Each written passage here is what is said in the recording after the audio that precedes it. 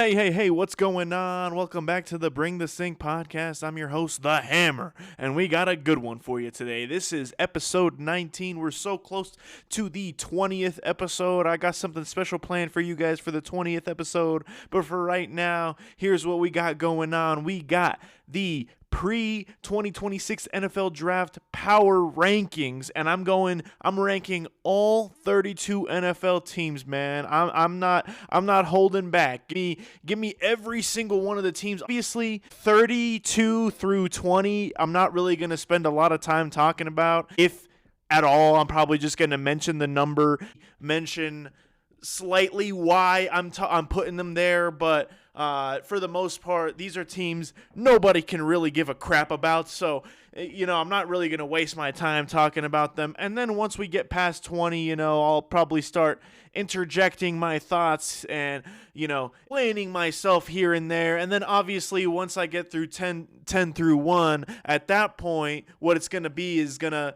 have like full explanations, if you will, for every single team. So let's get started without further ado. They're at 32. I think to nobody's surprise, I got the Arizona Cardinals. They don't really have a lot going for them. And like I said, I'm not going to really talk too much about teams 32 through 20. 32, we got the Arizona Cardinals. I don't think they're going to get any better, and they haven't really gotten any better. Sorry, I know I said I wasn't going to talk about it, but it's just, these guys, they're abysmal. They haven't really done anything throughout the offseason, so, just have to put them there at 32. 32, I guess you kind of have to explain yourself a little bit. At 31, I got the Miami Dolphins. It seems like they're tanking, so, you just gotta put them there. 30, we got the New York Jets. At 29, I got the Cleveland Browns. At 28, I got the the Las Vegas Raiders. And like I said, this is the pre-draft power rankings. Obviously, when they get Fernando Mendoza with that first overall pick, I might put them up higher. But for right now, they're better than a few teams. They made some moves, but for the most part, they're still a bottom tier team. So yeah, at number 28, I got the Las Vegas Raiders. At number 27, I got the New Orleans Saints. Shout out my guy, Tyler Shough. However, I don't think Tyler Shough is enough to get them over the hump into that mediocre range. I still think this is a pretty bad team. At 26, I got the Tennessee Titans. They look fresh with this new logo that they got going on. I really enjoy that. They got a new coaching staff. They got Rob Saleh and Brian Daboll and a whole lot of guys, and they're getting some help for Cam Ward. But other than that, there's not really much to look forward to regarding this team. At 25, I got the New York Giants. There's just not a whole lot to talk about. They got a new coach. They got John Harbaugh, but I think John Harbaugh personally is a little overrated to me, so there's still not a whole lot of talent. They lost some guys in the offseason, didn't really make a lot of moves. Yeah, give me the Giants at 25. At 24, I got the Dallas Cowboys sticking with the NFC East. The Dallas Cowboys, they certainly could get better. They didn't really try a whole lot to get better in typical Jerry Jones fashion. Sticking with the Cowboys at 24. At 23, I got the Carolina Panthers. This is another team where I feel like they also got a little worse in the offseason, and I know they made the playoffs, but you kind of have to build on top of that. And granted, at 23, there is still a chance where you're in the bubble of making the playoffs, especially in that weak division. Speaking of that division, at 22, I got the Tampa Bay Buccaneers. I kind of struggled putting Tampa over Carolina, but I still think Tampa is overall a better team, but Carolina had a better run last year, and I think both teams got kind of worse, but I think the Bucs got less worse. At 21, I got the Pittsburgh Steelers. I know they hired Mike McCarthy, but I just don't think that's enough for them to be in the top 20. At 20, I got the Indianapolis Colts. They did lose a couple of guys, but I still don't think they're bottom 7 in the league. I still think they still have a lot of stars. They still got some high-powered weapons. I just don't believe I feel like their main problem is that they're overpaying for a lot of guys, and I don't think they have a lot of draft picks coming up because they traded a lot of them. So That's who I got at the 20th spot. Now, for 19 through 10, at this point we're going to start discussing more and more teams. Now that I'm looking at my list, I might have to change things up a little bit because at 19 I have the Atlanta Falcons, and I feel like there's a couple of teams that I put below the Falcons that I feel like could be better than the Falcons. Especially in the NFC South, you never know who's going to make it out of this division. Now, in this power rankings, I did say that the Falcons were the best team in the NFC South, and now I'm kind of second guessing that. I still have to see what a healthy Penix could do. They have one of the best running backs in the NFL with Bijan Robinson. Obviously, they lost Tyler Algier, so Bijan's going to get a lot more of the load. But, obviously that Atlanta defense has gotten a lot better over the years, but it's still not at the level that you want to see. So I think any of these NFC South teams that I mentioned, it's anyone's ball game. It's pretty much who can piece up the pieces. Yeah, who can piece together the pieces better than everybody else, or at least get it more coagulated than everybody else. So, yeah, at 19, let me get the Atlanta Falcons. At 17, let me get the Minnesota Vikings. At 18, I got the Minnesota Vikings. Truly, I don't know what the hell is going on with this team. They got Kyler Murray.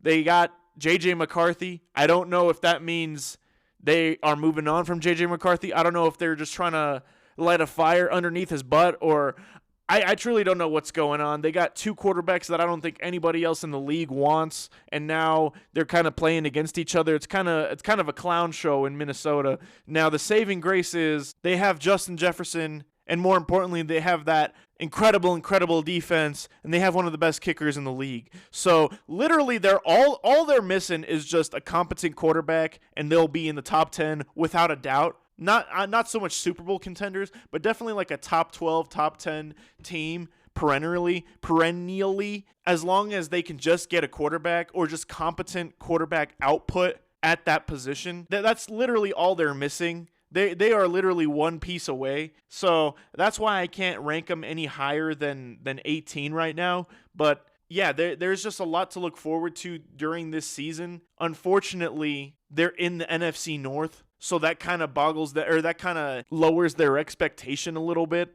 But if they were in any other division that wasn't as tough as the NFC North, which is definitely one of the toughest divisions in the entire National Football League, I definitely believe that the Vikings could make a solid run to the playoffs. I don't think they could do anything in the playoffs, especially with what they got going on at the quarterback position. So, like I said, I was a little harsh, but these guys, they're just a little worse for wear at the quarterback position, and they are one of the league's greats at literally almost every other positions. Without a further ado, at 17, that's enough about the Minnesota Vikings. At 17, we got the Washington Commanders. Oh, I almost called them by the old name, but yeah, we got the Washington Commanders at number 17. They still have an awesome young quarterback in Jaden Daniels. He just has to figure out how to, stay healthy, how to not become RG4, Shout out RG3. I loved watching him play that rookie season, but I just don't want that fate to belong to Jaden Daniels. He's just such a dynamic player. He's a clutch player. He makes the right throws. He's super fast. He just needs to learn how to slide and avoid those hits. And obviously this is kind of the anti-Minnesota Vikings, because they have pretty much Jack when it comes to everything else but the quarterback position. But this is why I value the quarterback position so highly, because, when you have a quarterback, you can kind of figure it out with everybody else. And that's why I have them higher than the Minnesota Vikings at this number 17 spot. Now, moving on to number 16, I got the Cincinnati Bengals. The Cincinnati Bengals is another one of those teams where they are just perfect on every single level offensively. They have a top 5 quarterback. They have a good running back. They have an okay offensive line. They definitely picked up some pieces on that offensive line this year. In recent years, it's been pretty horrific. But this year, it's looking like it's going to be a better, more solid unit. They have all pro wide receivers on both sides of the football, or on both sides of the field. So it's just a matter of, can the defense get one singular stop throughout the entirety of the football game. As long as they can do that, they are a 12-win football team if their defense can get a couple of stops, because this offense is so dynamic. This offense can just put up points after points after points, so it's just at this point you literally just need a competent defensive coordinator and a competent defensive unit, and you're definitely at contender status. But we haven't seen that yet, so hopefully we do, and hopefully not at the expense of my Denver Broncos, which we'll get to here in a few minutes. But yeah, that's why I have them at number 16. At number 15, staying with a cat team, we got the Detroit Lions. This Detroit Lions team, what a fall from grace. Last year, if you would have asked me to put together my pre-draft power rankings, I probably would have put the Lions at number 5 or number 4. Definitely a top 5 spot, but with the loss of Ben Johnson, it definitely hit them pretty hard. Now, obviously, I still think they are on the better half of all football teams, and I do believe that MCDC, Mr. Coach Dan Campbell, I think he will get these guys gelling again. These guys will definitely be back in the playoffs next year. They lost David Montgomery, but they still have one of, if not the best running back in the entire National Football League with Jahmyr Gibbs. And they still got Jared Goff, who I believe is a top 15 quarterback. He's definitely serviceable. He's not your worst option. He takes care of the football. He's one of the last pocket passers in the league right now. So they have a great offensive line. Penei Sewell's an all-pro. They got one of the best receivers in the league with Amon-Ra St. Brown. So as long as their defense can stay healthy, that's pretty much the gist of it. If they can stay healthy, that offense can put up 30, 40 points on any given night. So that's why I got them above the Bengals, because their defense does show up from time to time. It's just they can't really stay healthy. At number 14, we're staying with the NFC North. We got the Green Bay Packers. Now, this Packers team is kind of like all the Packers teams in the past, notorious for not making any moves in the offseason. They did make a couple of moves, but nothing truly noteworthy. They still got a top 10, top 12 quarterback, depending on your opinion of Jordan Love. They still got a lot of weapons on the offensive side of the football. They still got Micah Parsons, and hopefully he'll be coming back healthy for the start of next season. So, they do end up drafting pretty well. I do want to see more out of Matthew Golden. They lost Romeo Doubs, but Romeo Doubs is, I feel like, in my opinion, pretty easily replaceable. So, I just with the Packers, this 14th spot definitely feels right, because 14 teams make the playoffs every single year. That means that they are the worst team out of all the playoff teams. And if you look back at last year, it definitely seems that way. They definitely looked like one of, if not the worst playoff team. It's like, hey, at least you still made the playoffs, but you're not really beating anybody. And they lost to the Chicago Bears in the first round. With such a thrilling game. Obviously, we didn't get much of Jordan Love in that game. We got Malik Willis, who went to the Miami Dolphins. So, they obviously, you don't really want to see your backup, but with Jordan Love, with Jordan Love's injury history, you hope to have a competent backup quarterback. And I just feel like as a Packers quarterback, you're destined to get injured for at least 2 games out of the year, whether you're Aaron Rodgers or Brett Favre or Jordan Love, So obviously, I don't know. I'm on the fence with LaFleur, man.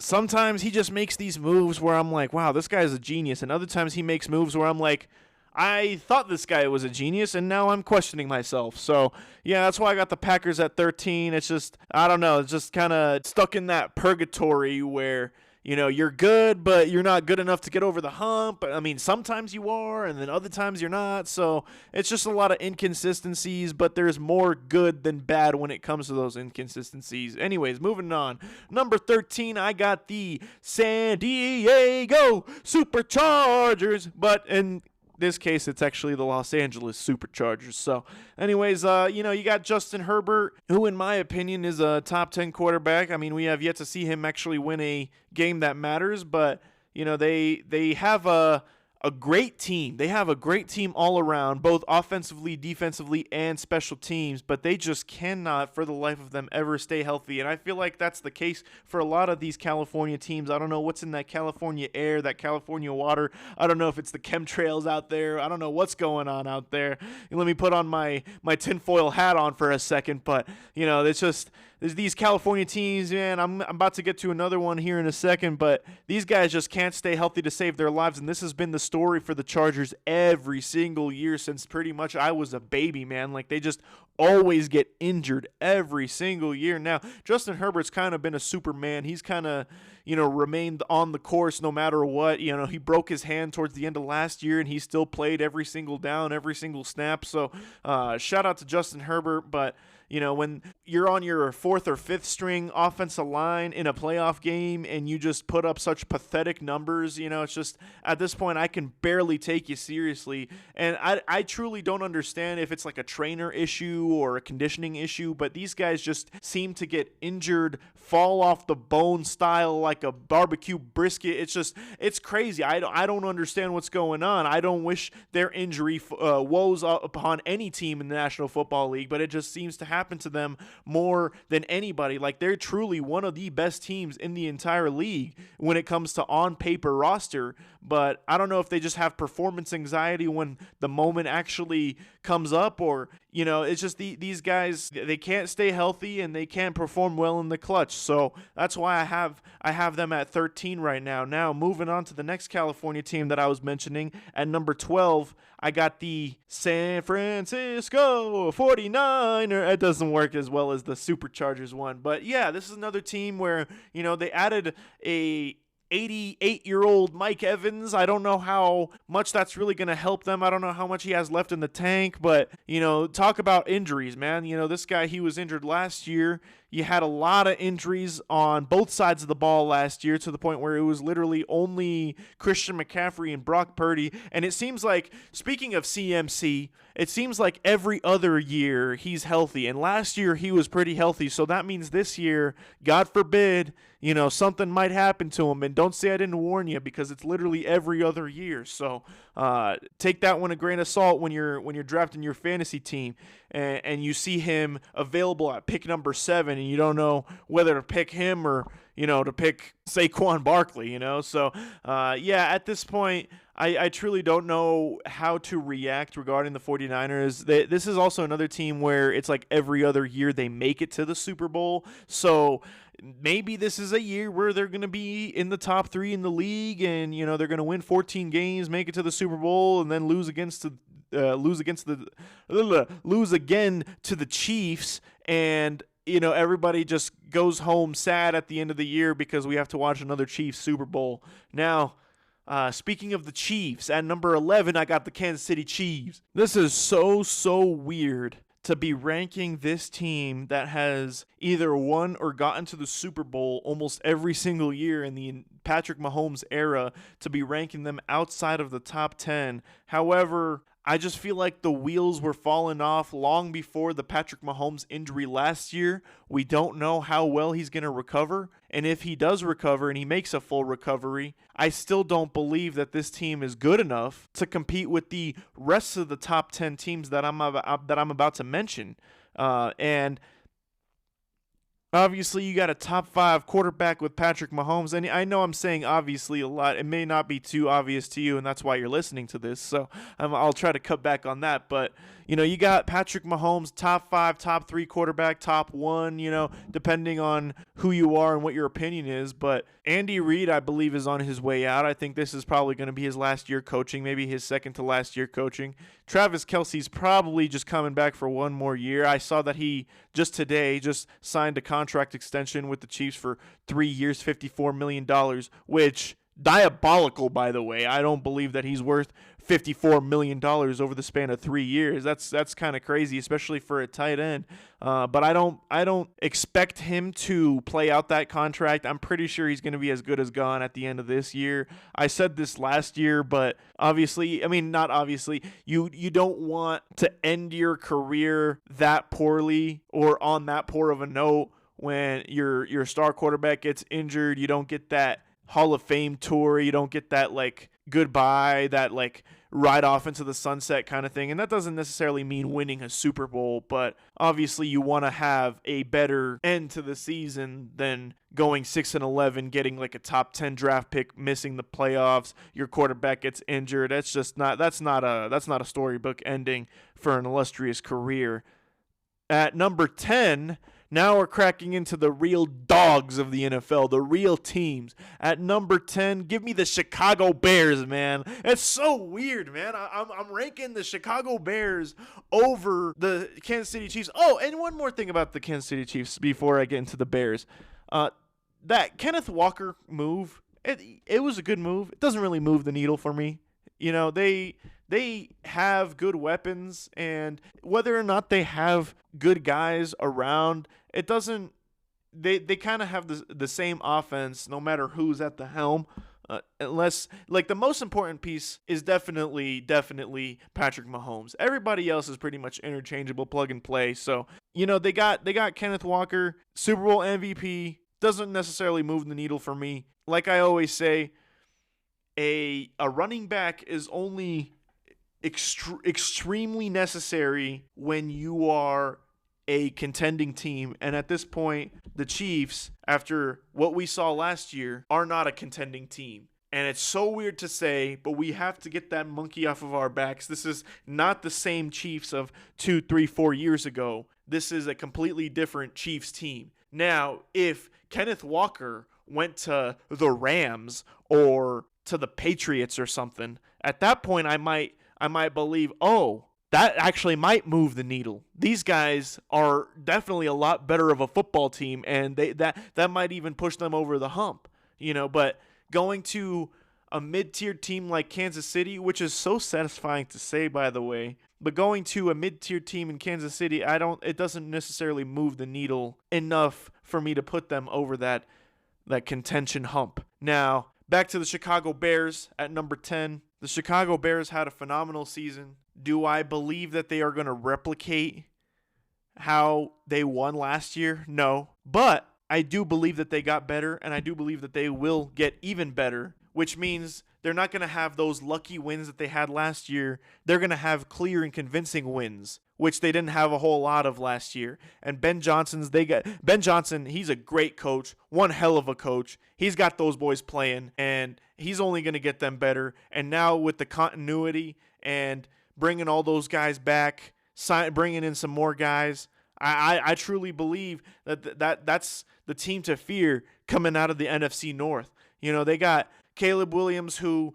you know, he wasn't great, but he definitely looked a whole lot better than he did his rookie year. They got some good weapons on the offensive side of the ball. I know they lost DJ Moore, but like I said, it doesn't necessarily move the needle for me. I'm not saying that they're the best team in the National Football League, but they're definitely top 10. And Ben Johnson showed us last year why phenomenal coaching can definitely move the needle. So, yeah, give me the Chicago Bears at number 10. And then at number 9, give me the Houston Texans. I kind of struggled as to where to put the Houston Texans on this list, because at their best, they definitely look like they are capable of winning a Super Bowl, if not multiple Super Bowls. When CJ Stroud has it going, when Nico Collins has it going, when that running game can actually help them out, when they actually pass protect for CJ Stroud, that offensive line, and Lord knows that defense is ferocious. It is phenomenal. It's top 2 in the league, if not number 1 in the league. It is truly, truly one of the scariest defenses that you can face. And defense, like I've always said my entire life, defense wins championships. And I've seen that time and time again throughout every decade that I've been alive. I've seen defense winning championships. So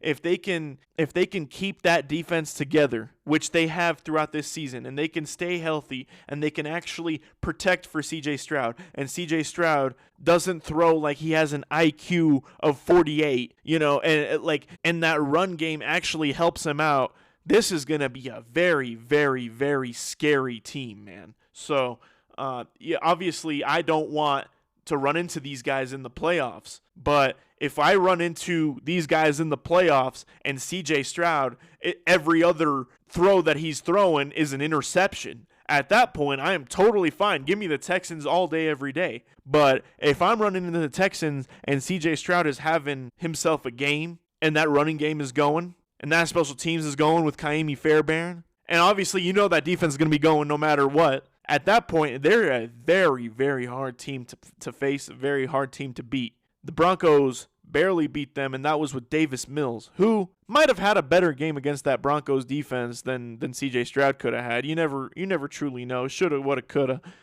You never want to play the what-if game unless it's with Bo Nix's ankle.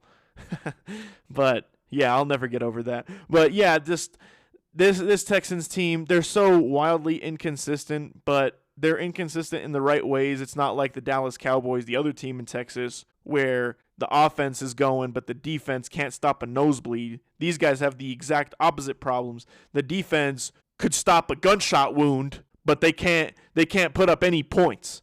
So I'd much rather have it the other way around I'd much rather have it that way around where you have a phenomenal defense and you don't really have a great offense, as opposed to the Dallas Cowboys and the Cincinnati Bengals issues. But yeah, it's just if these guys can find a way, let's put it into perspective. If these guys can score 20 points a game, which is totally doable, if they can score 20 points a game, they are winning a minimum of 13 games. So that's just to put it into perspective how dangerous, how lethal this Houston Texans team is. Now, at number 8, I got the Jacksonville Jaguars. Now, I kind of touched on this with the whole coaching situation with Ben Johnson and how much of a game changer, how much it really pushes that needle forward when you have great coaching. And that's exactly what happened with Liam Cohen and the Jacksonville Jaguars. This was truly, truly a phenomenal turnaround for an otherwise sorry organization.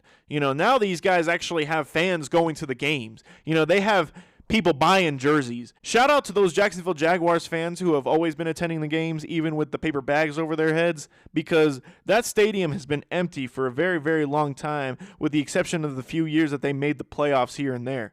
But, you know, Trevor Lawrence had a phenomenal year. Like I said in my QB power rankings, or my QB rankings episode a couple of episodes ago, he's definitely a top 7, top 8 quarterback according to me. I can't remember if I put him at 9 or 8. But yeah, like, he's a top 10 quarterback. They have weapons on both sides of the football. They got Travis Hunter, who I'm still excited to see as a Colorado guy. You know, his season was kind of cut short last year.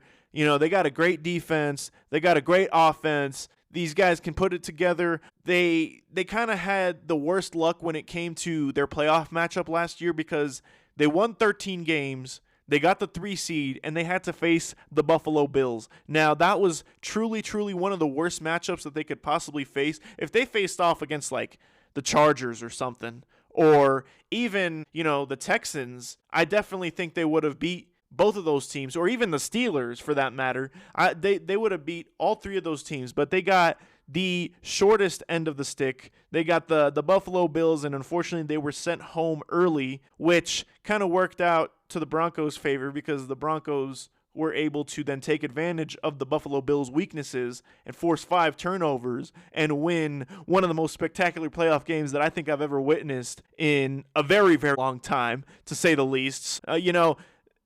At that point, you know, at sometimes the NFL is just cruel like that, and this is not a failure of a season. They had a great season, like that reporter was telling Liam Cohen at the end of the playoff game, the press conference.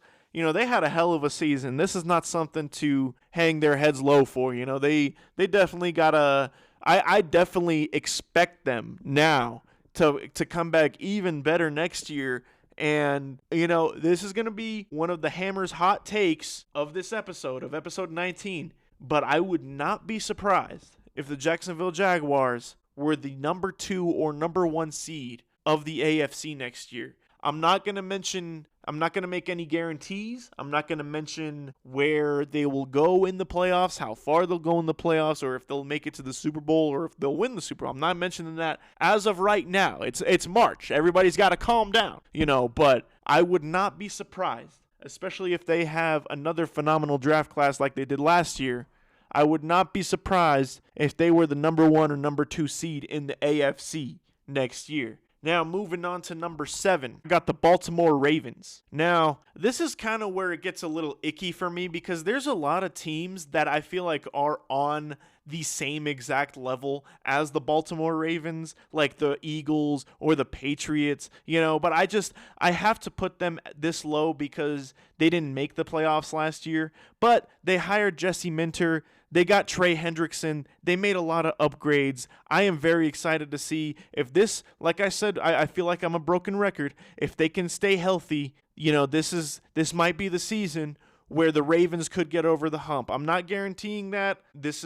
I didn't put them in the top 5 for a reason, but this is just one of those things where, they got a great running game. They have a great defensive unit. They have a top 3 quarterback in the league, multiple time MVP winning quarterback. This is one of those make it or break it years for Lamar Jackson, man. I feel like if he doesn't win a Super Bowl in the next year or two with the Ravens, I think he's as good as gone. I think he has to leave. It's just if they don't do enough, obviously we're going to see with Jesse Minter how he coaches and if he's a competent head coach or not. But if Lamar does not win a Super Bowl in the next year or two, he definitely has to pick up his bags and go somewhere else, get a fresh new start, find a team that'll actually build around him and help him win. The playoff games, the playoff losses, some of them were his fault. Don't get me wrong. Like, I'm not trying to avoid any accountability when it comes to Lamar, but other times it definitely wasn't his fault.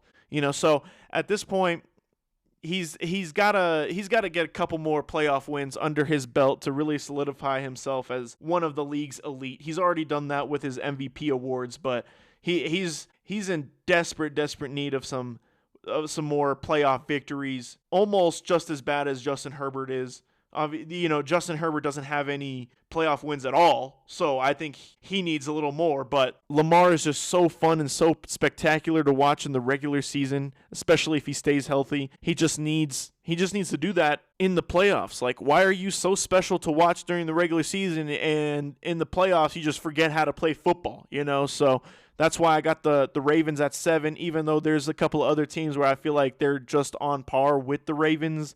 And bringing me to that point, at number 6, I got the Philadelphia Eagles. Now, the Philadelphia Eagles, they kind of had a down year last year after winning the Super Bowl the previous year, but they're still the Philadelphia Eagles. They still got lots of weapons. You guys know how I feel about Jalen Hurts. I'm not the biggest Jalen Hurts guy, but he's definitely serviceable. They fired Kevin Patullo at that offensive coordinator position, which I think will work wonders for that Eagles offensive unit. They have one of the best offensive lines in the entire NFL. They got a great 1-2 duo with A.J. Brown and Devontae Smith. Now, if he gets traded tomorrow, that is not my fault. It's literally, something like this has happened the last 2 episodes where I'll release something and then literally the next day something will happen, a trade will happen, and it'll negate literally everything that I just said about this team. So, if A.J. Brown gets traded tomorrow or cut or he retires, don't blame this on me. Okay?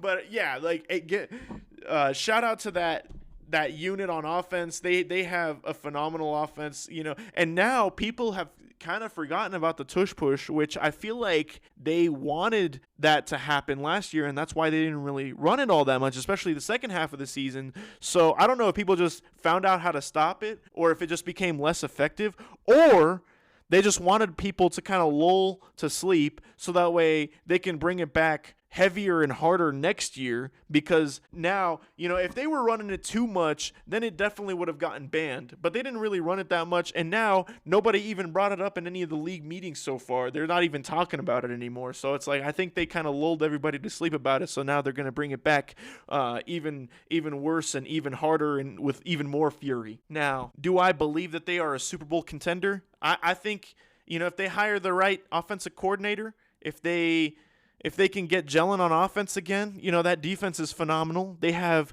some shutdown corners.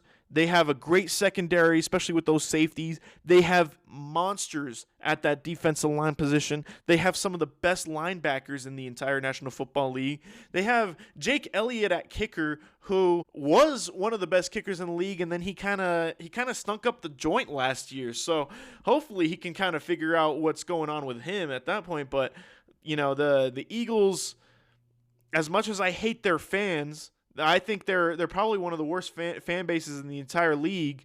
I am so glad that they got humbled last year, because I finally saw like the good side of Philadelphia fans again after, when Philadelphia wins the Super Bowl, which I was rooting for because obviously they're playing against the Chiefs. When they won the Super Bowl, it was almost like I felt bad rooting for them, because the fans kind of came out of the woodworks, and for like the next year and a half, they were just chirping left and right, no pun intended. They were, anytime I tweeted or I threaded about the Eagles, I would get like 20 Eagles fans in my replies talking, oh, you're just a hater. You're going to see the Birds are going to win the Super Bowl. Well, did they? Did they win another Super Bowl? No, they didn't.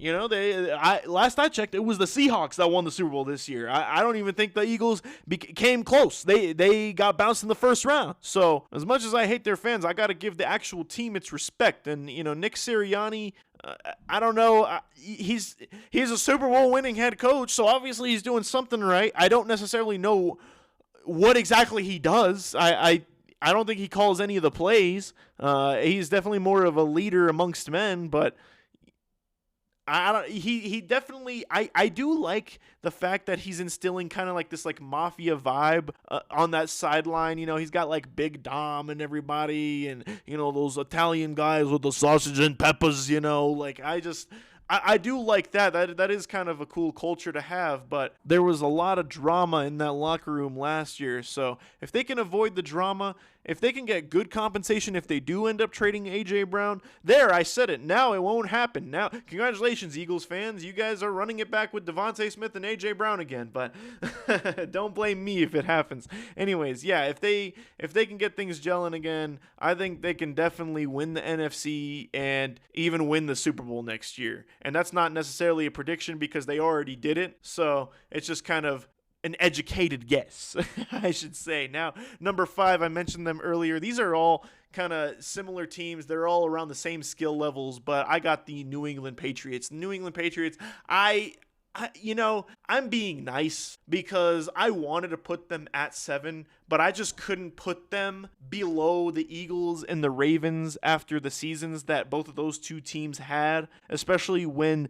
the Patriots made it to the Super Bowl. I gotta give them their flowers. I gotta give them their respect. These East Coast fan bases, they really tick me off sometimes. They're some of the worst fan bases in the league. I wouldn't even say the worst, but they're just some of the most passionate fan bases in the league. Now, I remember going to a Patriots-Broncos game about 3 years ago. It was like end of December. It was a primetime Sunday night game. This was back when we had Russell Wilson, and we were fighting for a playoff spot, and ultimately we ended up losing in either the end of the game or the beginning of overtime. But, we were sitting in front of Patriots fans, and they were actually really cool.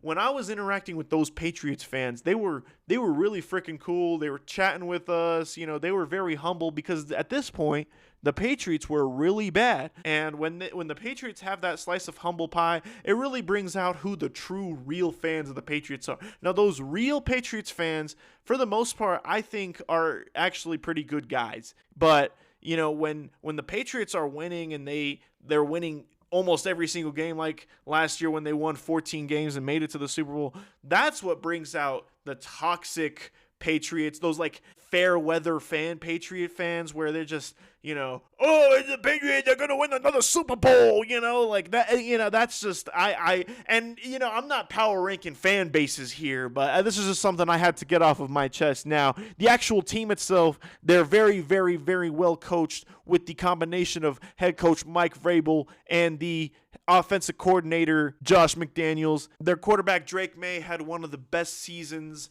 by a quarterback in all of the NFL last year, just last year specifically, not in NFL history. Don't don't get my words twisted like that. But they stacked up with Romeo Doubs. They got a good defensive line. They got a good offensive line. I know Drake May was kind of getting beat up a little bit in the entire playoff run. Actually, he got sacked quite a bit, but that doesn't necessarily mean that his offensive line is bad by any means. It just means that they were facing some really, really dominant defensive lines with the Chargers, the Texans, the Broncos, and the Seahawks. That is an absolute defensive gauntlet, and I think at the end he kind of just cracked, and there was just too much for him. But, he's got that Super Bowl appearance under his belt, which is only going to build more confidence. Do I believe they're going to make it to the Super Bowl this year? Absolutely freaking not. I would be shocked if they even made it to the conference championship game. But just out of respect and respect alone for the season that they had last year and the season that Drake May had last year, I can't put him any lower than 5. So, yeah, give me the Patriots at 5. And at number 4, sticking with the AFC East, I got the Buffalo Bills. Now, the Buffalo Bills, you guys know that I just love Josh Allen, man. Josh Allen's one of my favorite quarterbacks to watch. He's one of my favorite players in the entire football league that is not a Denver Bronco. And even though he should be a Denver Bronco, unfortunately, he is not. And they stacked the deck. They finally got Josh Allen some help. They got DJ Moore, who was a very, very underrated wide receiver. He spent a lot of time in the gulag with Carolina, and then he went to Chicago with Justin Fields, and then Caleb Williams when he was still kind of learning the NFL speed. So now he's going to be with the best quarterback that he has ever played with in his entire football career. They have one of the best offensive lines in the league. They have a top 3 running back in the league with James Cook, and they're cooking when James Cook is cooking, so it's just the defense is okay. We're going to see how well that defense gets with the firing of Sean McDermott and the promotion of Joe Brady, so we'll see. It's kind of an interesting move, kind of focusing on the offensive side of the football. I feel like that wasn't necessarily one of their weaknesses, but the defense just couldn't make a stop when it came to crunch time, and that's exactly why they lost against the Broncos in overtime of the AFC divisional round, one of the most watched Saturday playoff game of all time, and I understand why. It was truly a spectacular ball game. I know there's still a lot of Buffalo Bills fans that were crying about some of the referee calls, but at this point, you are a top 2, top 3 team in the AFC, and according to me, you are a top 4 team in the entire NFL. So, yeah, give me the Bills at number 4. At number 3, give me the Los Angeles Rams. The Los Angeles Rams. Now, I know what you guys are thinking. You're like, oh, if you've done the math or if you've kind of kept along, you know that there's a couple other teams that I haven't said just yet. And you're like, wow, those 2 teams are better than the Rams? Well, yeah, absolutely. Obviously, Stafford is the MVP coming off one of his best season, if not his best season of his career. He had an incredible season. Puka Nacua started off extremely, extremely torching hot. Devontae Adams kind of carried on the torch when Puka got injured. One of the most dangerous teams in the entire NFL. They got great defense. It's just weird, I feel like the wheels kind of fell off. I feel like they kind of stopped taking things serious towards the end of the season last year, because I truly thought that it was going to be either the Rams or, the Broncos winning the Super Bowl. Especially not I didn't really expect the Broncos to win the Super Bowl, but up until, once they started winning like 10, 11 games in a row, I was like, who can beat these guys, and sure enough, the only one who beat the Broncos is the turf, the the injury bug. So it's truly a sickening thing, man. I hate injuries, but that's not what we're talking about. You got the Rams, and a lot of people were really scared because going into the season, they got Jimmy G as the backup, and, you don't want to see Jimmy G in the game when you have Matt Stafford on your football team. You want to see Matt Stafford, and going into the season, he had a back injury, and it was looking kind of scary. He was doing all sorts of treatments that were kind of unconventional, and people were going, what's going on? Why aren't they saying more about this injury? And then Sean McVay was kind of getting sassy with the press too. So, but with all that being said, Matt Stafford remained healthy and had one of his best seasons as a pro. So what does that tell you, man? That's resiliency, that's toughness, and he's going to be another year older. He's going to be, 37 or 38 years old. So obviously, there's not a lot of quarterbacks that perform at a very high level at that age, but if anybody can do it, it's definitely Matt Stafford. And, with all the tools that he has and one of the best coaches in the league with Coach McVay and Kyron Williams at the running back position, like I said, a good defense. They were definitely a couple of plays away from making it to the Super Bowl on the NFC side, and it would probably have been a better Super Bowl between the Rams and the Patriots, but I'm not complaining because I love to see the teams that I hate getting their teeth kicked in. And without further ado, at the number 2 power rankings. Now, before I preface this, I want to say that this is not power rankings based off of the end of the year. This is power rankings going into the 2026 season prior to the draft. There might be some changes after the draft. I don't know if a lot of college players will move the needle for some of these teams, but they might make them more exciting to watch. However, like I'm saying with my whole preface, this is going into next season. This does not mean the end of the season, because obviously if this was the end of the season, I would have the Seahawks at number 1.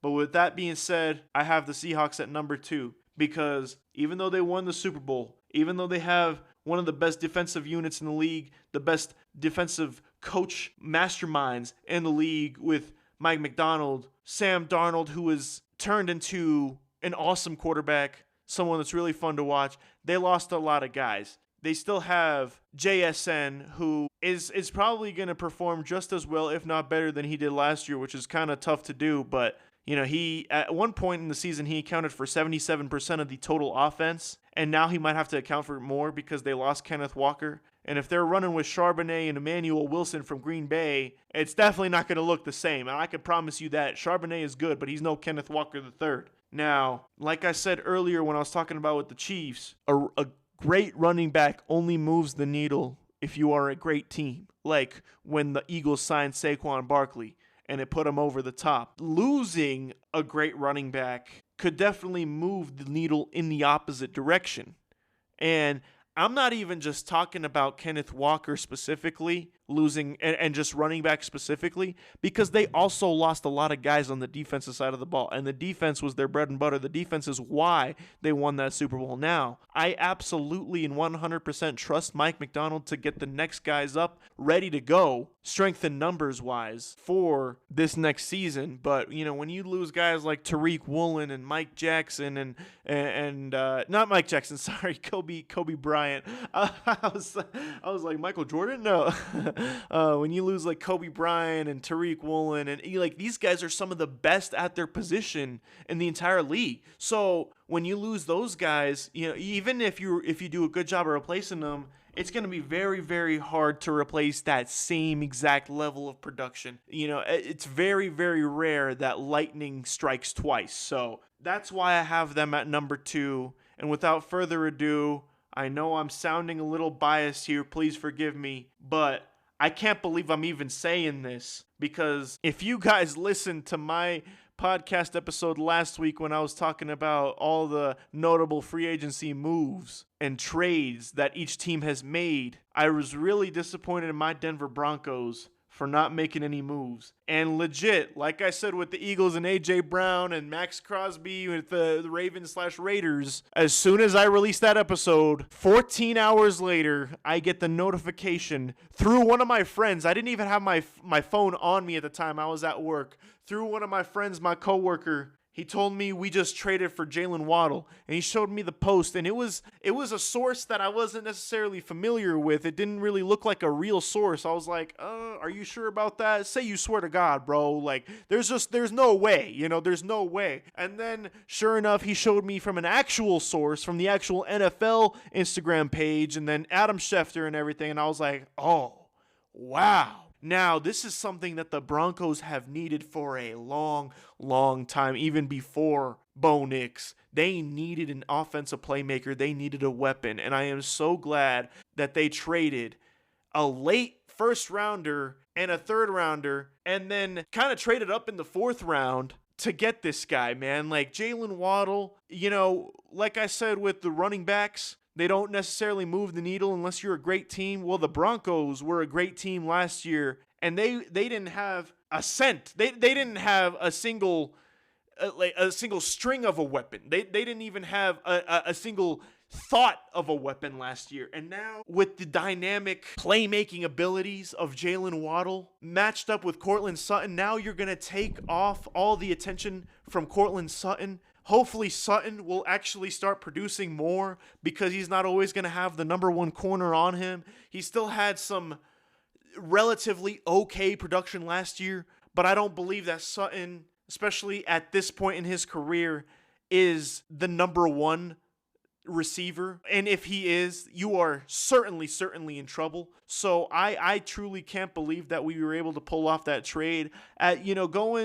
Going through all of this without making any moves, I was so scared, man. I was pissed. I was like, maybe we need to fire George Paton. What are we doing? And then he finally pulled the trigger on this trade. So I'm just thinking, we got back a lot of guys. We only lost, John Franklin Myers, and that's one of the position groups that we have a lot of depth in. So I know I sound like a total homer here, but I truly believe that the Broncos, after making this move, are definitely in the Super Bowl window. And at this point, it is truly Super Bowl or bust.